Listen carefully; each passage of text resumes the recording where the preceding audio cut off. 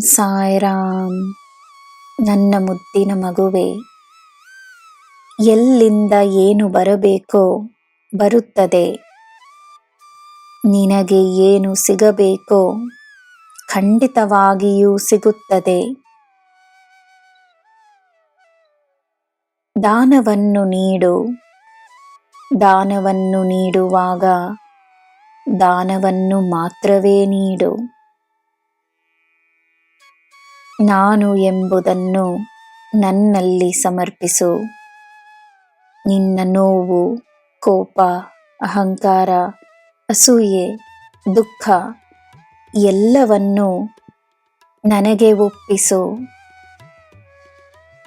ನನ್ನಲ್ಲಿ ಶರಣಾಗು.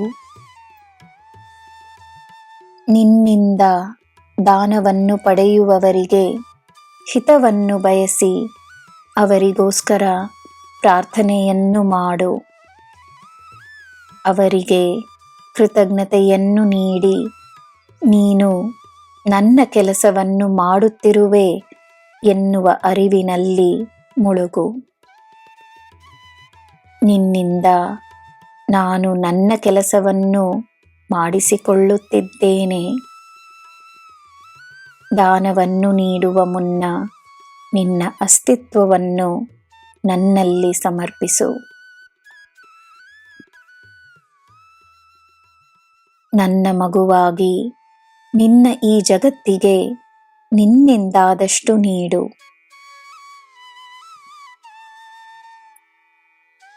ಬೇರೆಯವರನ್ನು ಕೆಳಗೆ ತಳ್ಳಬೇಕೆಂದಿರುವವರು ತಾನೇ ಕೆಳಗೆ ಬೀಳುವುದನ್ನು ನೀನು ನೋಡಿಲ್ಲವೇ?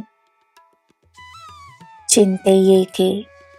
ನೀನು ನಿನ್ನ ಕೆಲಸವನ್ನು ಮಾಡಿಕೊಂಡು ಬಾ.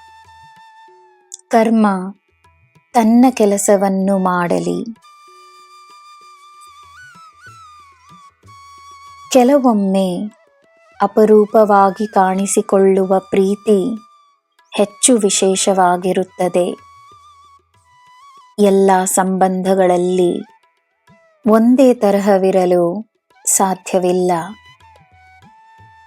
ಯಾವ ಸಂಬಂಧದಲ್ಲಿ ಯಾವ ರೀತಿ ವರ್ತಿಸಬೇಕಾಗಿದೆ ಎಂದು ಗಮನಿಸು. ತನ್ನ ನೆಮ್ಮದಿಯನ್ನು ಆರಿಸಿಕೋ. ಅದೇ ಸಮಯ ನೀನು ನೀನಾಗಿರು. ಎಲ್ಲರೂ ನನ್ನ ರಕ್ಷಣೆಯಲ್ಲಿದ್ದಾರೆ ಎಂದು ನಂಬಿ ನೆಮ್ಮದಿಯಾಗಿರು.